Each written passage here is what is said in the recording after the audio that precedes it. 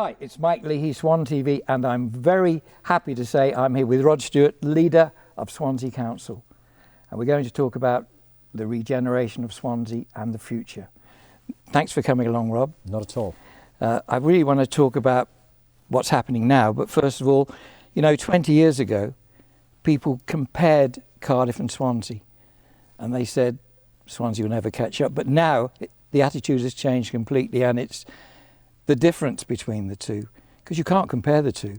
And I met a couple from Cardiff quite recently on a beach on a bright Sunday morning who said, we love Swansea. It's safe. It's got everything. In fact, they said it's got a better shopping centre than Cardiff. And I thought, I can't believe this.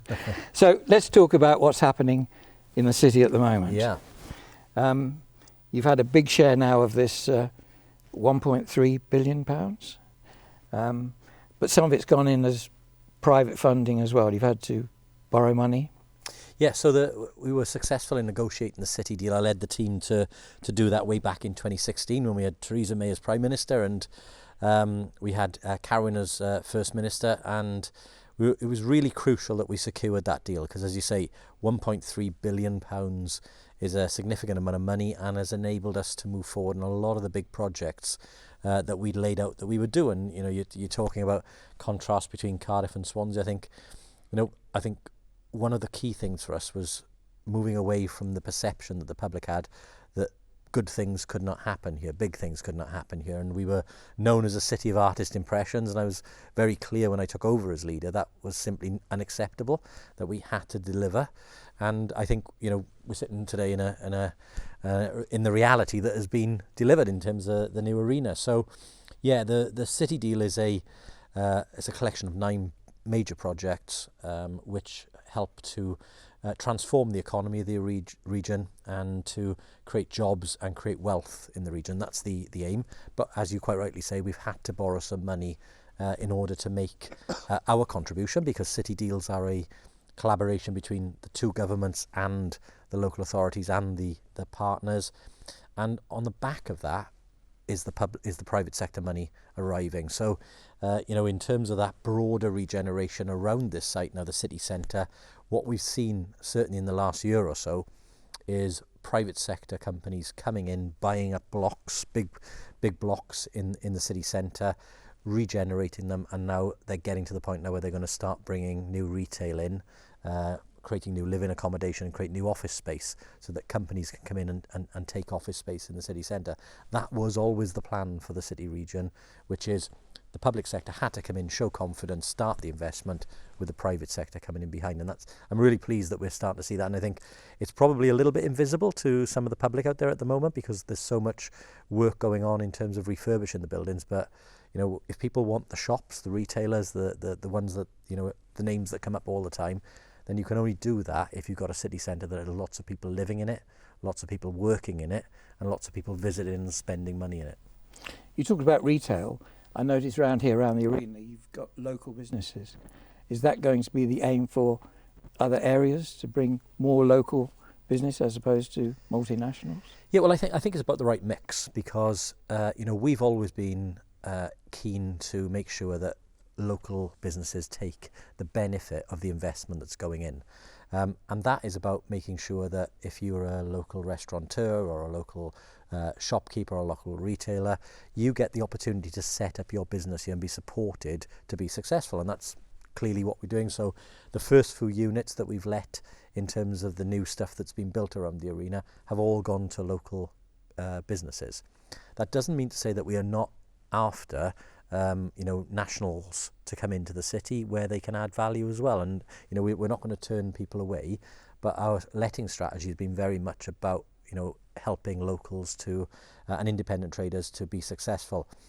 Getting that mix is important because you don't just want a copy of another city in Swansea. You want, Swansea's uniqueness to come through. And the reason you'll get people visiting here then is if you get that mix right, there's stuff that they can only get in Swansea, which will continue to draw them in. So it is important, not just for supporting local traders, but, getting that unique feel to Swansea, so it's not just a replica of everywhere else. Right, okay. We're sitting in the arena, which is a fantastic building. There's the Golden Bridge, and I've heard different comments about that and names, but it certainly stands out. And I guess this is one of the first projects that's been completed, and it must be successful. We've had a lot of shows here already. Yeah, I mean, the arena is ahead of its projected plan in terms of visitor numbers and in terms of attracting, obviously, quality entertainment to the show. And it is brilliant that now the sort of West End shows, the stuff that you would normally have had to travel to London to see, you can now see in Swansea on a regular basis, and that's brilliant, as well as, you know, world-class acts coming here. And that's again part of the ethos, which is there's no reason why we can't do this in our own city. You don't have to travel away to see these sorts of things or to enjoy entertainment like that. On top of that, as you said, you know, the area around here, the design of the arena, the fact that it has 97,000 digital lights on its outer skin, the fact that instead of placing additional car parking directly outside the arena, we created the first new park since Victorian times. The fact that we didn't go for a concrete pedestrian bridge, we went for a piece of art to connect the important city centre with the bay.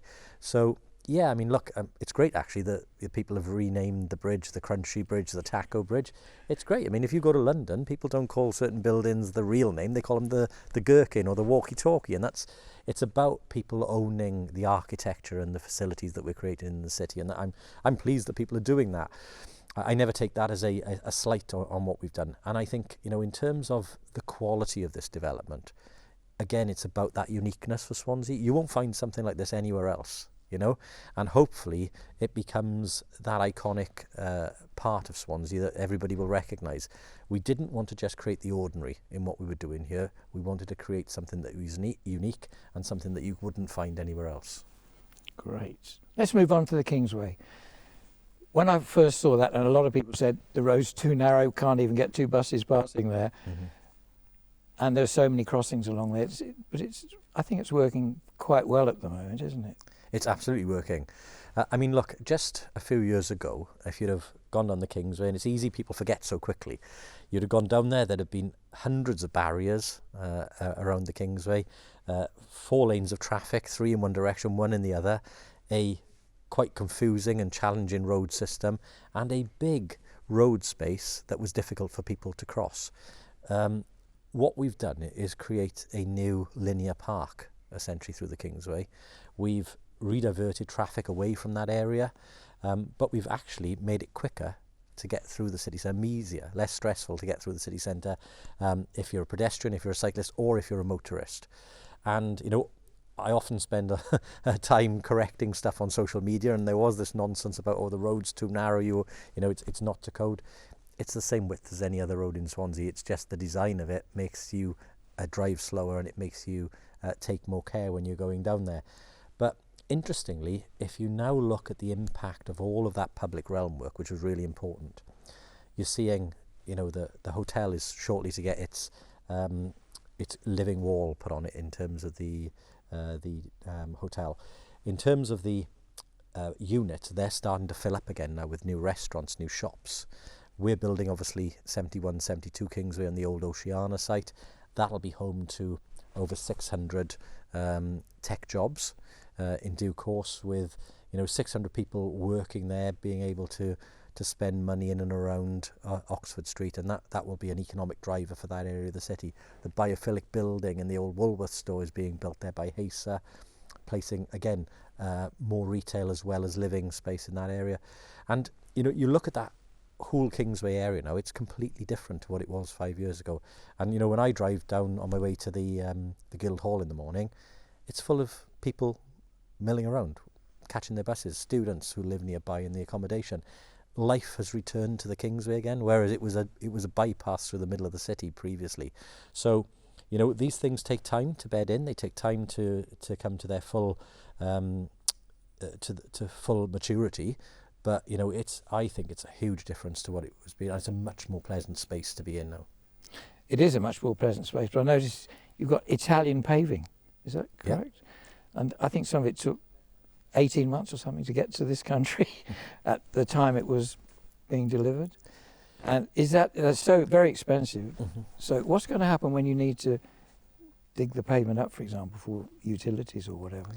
Well, again, there are controls in place in terms of the paving that we put down. And again, look, if you're going to create a high-quality public realm, a high-quality environment, in order to attract high-quality tenants to the buildings around it and to encourage people to invest in that space, you have to do that.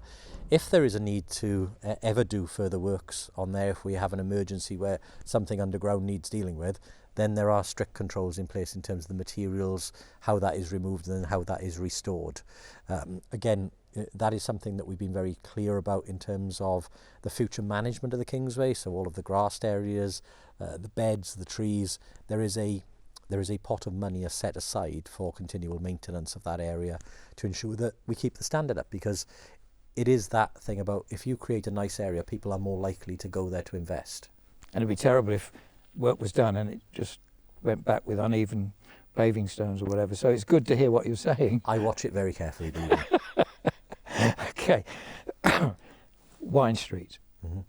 I walked down there today. It's just so different. And it's such a safe area now compared to what it was even 10 years ago, I guess. You've got the purple badge, Yep. purple flag coming up, and the assessment this month. So we're going to get through that again?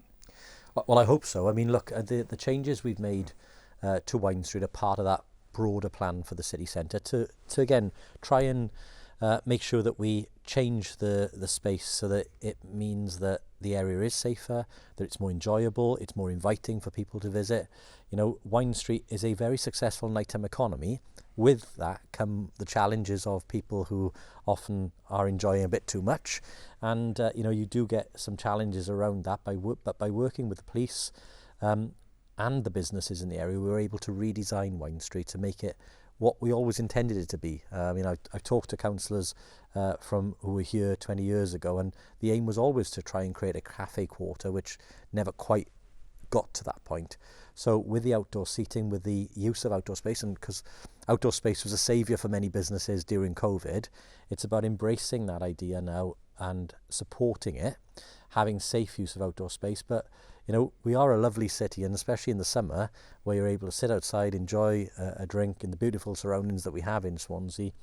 You know, more greenery through Wine Street, which are going to connect to the new Castle Gardens, which of course we're going to bring forward very shortly.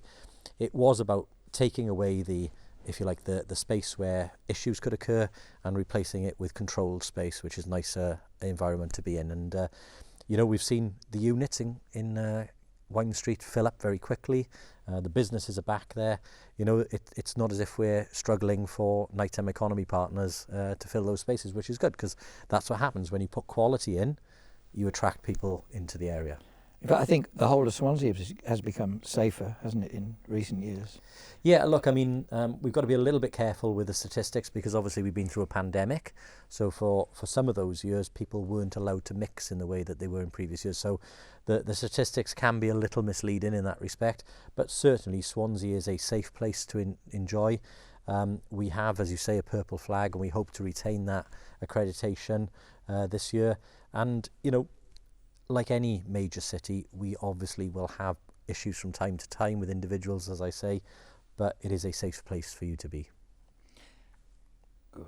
Let's come on to the copperworks, which I've not been down to see, but tell us about what's happening down there. And there's a whiskey distillery moving in, and I think are they having a museum there as well? So opposite the Liberty Stadium, or Swansea.com Stadium as it now is, we have the old copperworks, and there are a lot of historic buildings there which we were at risk of losing, and we managed to assist Penderyn Whisky in securing a Heritage Lottery Fund grant of £10 million to help restore those buildings, but also to bring a whisky distillery visitor attraction to that area. And they've gone further since the scheme started. It's now also going to become a live distillery, producing more than 1 million bottles of fine Welsh whisky every year. So it's a great success in that respect, and will open in the coming months. Aligned to that is a broader strategy of trying to bring the river and the river corridor back into use. So later this year we'll be adding pontoons to the side of the river, so that if people want to take the Copper Jack or a river taxi, they'll be able to disembark at the stadium and make use of the distillery visitor attraction. But in the coming years, we hope to secure the Skyline Park for the top of Cllr Hill. This is a £60 million investment by Skyline New Zealand, who run a number of major theme parks across the world. They are working with us at the moment around options to deliver a park in that area. We anticipate a planning application coming in from them later this year, and subject to all of the approvals, they'd be looking to open that park in 2025. Really important for our tourism economy, because the estimation is around 500,000 visitors a year initially, rising to about 750,000 visitors a year. When you add to that what this place draws in, which is circa 350,000 visitors a year, that's over 1 million people coming to Swansea, spending time here, spending money here every year that wouldn't otherwise be here, and that's got to be great for our economy. Palace Theatre. Charlie Chaplin would be turning in his grave if he'd seen the theatre 2 years ago. Yeah. But now it's going to become a work hub, or? Yeah, absolutely. Look, I mean, part of the strategy that I outlined many years ago was around not just building the new, but restoring and caring for the old. And it was about making sure that our heritage wasn't lost. And, Palace Theatre building had been in private ownership for many years. It had been neglected, and it was on the at-risk building register. I'm pleased to say in recent weeks it's come off the at-risk building register. And just like the Albert Hall, which is also being fully refurbished, we're now going to see that building get a new lease of life, as you say, as a tech hub for people to work in. It's another fantastic piece of Swansea's heritage that's finding a new lease of life, but it's also part of that story of regeneration of the high street. And together with Coastal and a number of other partners, significant investments gone in along the high street, about over £100 million in recent years. There's more being done at the moment. You've got cranes across the city, so there's a significant amount of regeneration. But it's important that we do retain our heritage and we don't lose those fantastic buildings that we've got, like the Palace Theatre and like the Albert Hall. So both of those will open next year, and there'll be great additions to the city. Civic Centre, what's happening there? Because nothing's started yet, has it? But there are big plans, I think. Yeah, so last year we confirmed that we would sign a strategic agreement with a company called Urban Splash, who are a really innovative company who've done some brilliant schemes across the UK in terms of taking buildings and repurposing them, finding new leases of life and new functions for them. And they were really innovative in terms of what they'd done at Royal William Yard, and how they'd taken what essentially was an old fort, an old naval base, and turned it into a successful commercial and residential development that is really a fantastic place to visit.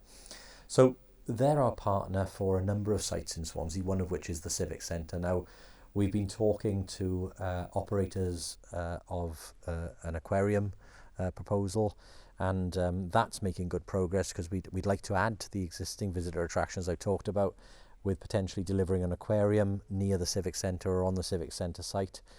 And then working with Urban Splash, the plans would be to repurpose the Civic Centre itself into potentially a hotel, wedding venue, and other purposes which are more public-facing use. So I always thought it was odd to have a council building taking up probably the best site on the bay, because we've got a wonderful world-class bay in Swansea Bay, and you had civic offices right on the bay. So I always thought it was not the right place. That should really be a public site. It should be open to the public at all times and for the public to enjoy. And that's what we're going to try and create there. And then working as part of the second phase of this development is looking at creating a new public sector hub, which we would occupy together with some Welsh Government functions and some UK Government functions, and also private sector businesses. So creating a significant amount of new office space across the road where the current St David's car park is, building 3 or 4 new blocks, which will significantly add to the economic prosperity of Swansea. Okay. And finally, Castle Gardens. Castle Gardens, yeah. Which has changed well over the years. It's gone from a garden to a concrete place and hopefully back to a garden. Yeah, I mean, look, I think we've always got to remember when we look back at things like Castle Gardens, and I've seen the photos of the gardens from the 1950s and 60s, and there's always that photo of a family enjoying a picnic on the lawn, or the child enjoying playing in the fountain. That's what it was for some of the time, but towards the end of its life for Castle Gardens, it became quite notorious for issues that wouldn't be out of place today in terms of drugs and crime. So the reasons that Castle Gardens were changed were very good reasons, I think, in that. But what we're trying to do with this now is to bring back some of the charm and some of the warmth of Castle Gardens into a new scheme for the city centre. It's a really important space. It's the site of the old Ben Evans store. It is a commemorative space in terms of those that potentially those who lost their lives during conflict, etc. And so we want to make sure that space is something special linked to the work we've done in Wine Street. The proposal is to increase the green space in there, taking it up from about 25% of the available space to about 40%, so a significant increase. Retain the trees, but add to the greenery in there, add to the biodiversity, the planting. So it, as I say, takes that charm of the old Castle Gardens. But then one of the challenges of both the Castle Gardens and Castle Square has been there was very little for people to actually do in the square, or there was not a reason to be in there. And of recent years, generally people that meet there for protest, but they don't really go there to do anything specifically in the square. So that's what we're going to try and fix by creating 2 new units, which could turn into 4 new units, which could be the home to ice cream parlour, restaurant, cafe, because with the new square it'll be great to have people in there. We're putting play fountains below ground so they can be turned on and off. So if children come along, they can play in the fountains in the nice weather. Families can sit and enjoy a meal or a coffee. And what we're trying to do is to create a lovely space that people choose to be in and have a reason to be in rather than just walk through. And will you put the big screen back up? There'll be a new screen going into Castle Gardens. The one that's at the moment isn't operational, it's end of life. So yes, the plan is to put a new screen in there because, again, when we have big sporting events or if we have a national occasion, we want to be able to allow people to turn up at the square and watch it together and have a great day. We need Swan TV on there. Yes, indeed. Why not? Couple of other points, really. Swansea is great, but getting into Swansea sometimes, Fabian Way, is an absolute nightmare. Yep. Is there anything, I don't know if that comes within your realm or whether that's Welsh Government, but is there anything happening there? Yeah, I mean, look, we've got the challenge of being a city on the sea, so that means you can only get into Swansea 3 ways instead of 4 ways. So, all of our coastline isn't a way of getting in, so that means there's more pressure on the north, the west, and the east routes. In terms of Fabian Way, of course, we only control half of it. The other half is Neath Talbot, the Borough Council, who we work closely with. I think in terms of transportation, though, we've got plans that are making really good progress with Welsh Government and Transport for Wales in terms of a metro system. So this would be utilising the rail lines that we have in our region, which are primarily used for freight services and running passenger services on them, so that we essentially have a circle line or a metro line that connects Swansea to Britain Ferry and Neath, and then out towards Pontarddulais, down towards Llanelli, and then back in through Gowerton back into Swansea, and connecting that up with a new network of buses so that you are able to have a single ticket that will allow you to get on a bus or a train and move from one to the other without having to buy multiple tickets. Hopefully have a consistent timetable so you know that when you get into one station the bus will be waiting for you to get onto the bus to go elsewhere. And that is connected again then to the work that we've been doing on active travel, cycle routes, so that people who rediscovered, I think the joys of cycling during the pandemic, will be able to get to and from those locations as well, by bike if they wish, as well as by motor car. So, it is that integrated transport policy that we've been trying to pursue. The plans and the work that's been undertaken by Transport for Wales in collaboration with local officers from the region. We've made really good progress, and we're getting to the stage now where we're ready to say, okay, so that's what it looks like. let's get on and start building the first elements of it. Great. Good. That'd be a big improvement, won't it? Absolutely. And finally, the elephant in the room, Debenhams. Debenhams, yeah. I mean, look, we were hit as everywhere else in the UK. When a national chain fails, you know, it is a big loss to any city or town. And we've got to remember that it wasn't a Swansea thing. I know often people like to say, oh, it was Swansea Council who did this. We had nothing to do with the closure of Debenhams. In fact, we stepped in and gave a short extension to Debenhams where we were trying to help save the company from full closure. But they went into administration. That has left a big hole in the Quadrant Centre. We are actively seeking to both find a way of securing that part of the Quadrant Centre, because we're part owners in the rest of the quadrant, but not in that specific bit. It was an odd ownership arrangement that's in place there. And we're very keen, if we can do that, to bring in a new high-quality tenant, a national name that can add to the retail mix. So that's the aim. We're in a tricky commercial discussion at the moment with partners, so I can't say too much more, but I can give you a real commitment that that is something that is top of the list to fix for us in terms of trying to find a new retail tenant for that area and for, you know, adding to what we have in Swansea. I think we've covered everything, but you moved here when you were 3. I did, yes. Yeah, well researched. Yeah, I was born in Newport, and Newport, South Wales, that is. And my mum moved back to take over the local post office from my grandfather. So we all moved back with my mum. My dad was a steel worker, so he was working in Llanwern. My family has always been from Swansea, but we moved away from my dad's work and then moved back because of my mum's work. So yeah. So you're a Swansea Jack really now? I'm a Swansea boy through and through. As I say, stick a rock, cut me open, and I'm Swansea through and through. Rob, it's been great talking to you, and thanks for explaining everything that you have today. I'm sure that it's going to be useful to anyone watching this who was uncertain about what was happening within the city, really. And I think we've got a bright future here. Absolutely, Mike. And look, I really appreciate the opportunity. I mean, you know, for me, it's always about belief in ourselves, because there's plenty of people out there who can knock us. And I mean, there's a city now. And I think we've got so much to offer. And it's telling when tourists, as you referenced, come to Swansea and they see how beautiful our bay is, how much we have to offer. We forget that sometimes when we live here, I think, of how good we are. And I think if we can have more confidence in ourselves, back ourselves a little bit more, there's no reason why we can't be successful. Thank you so much for your time. Cheers. It's been a great talking to you. Thanks, Rob. This is Mike Leahy, Swan TV. Thank you for watching.